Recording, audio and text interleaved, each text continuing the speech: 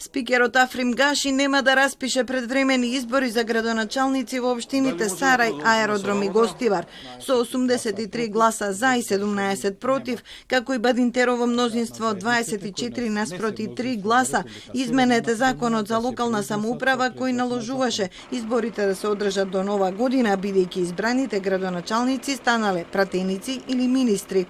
Според новите одредби, советникот кој е назначен привремено да ја врши улогата на прв човек во општината, ќе продолжи да го прави тоа до редовниот термин за избори во октомври 25-та. Ова е системски закон за кој треба да гласаат најмалку 80 пратеници.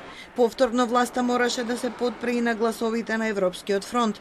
Нивниот главен аргумент е заштеда на средства кои треба да се насочат кон граѓаните.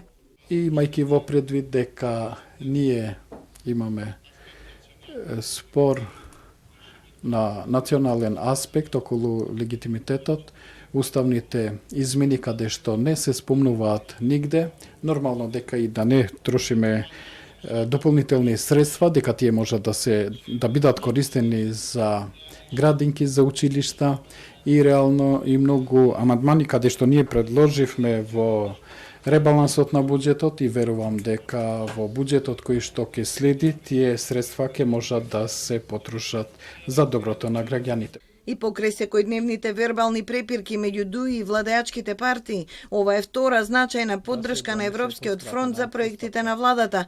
Во јуни со помош на нивните гласови беше обезбедено двотретинско мнозинство за менување на законот за органите на државната управа, што овозможи кабинетот на Мицкоски да брои 20 наместо 16 министерства.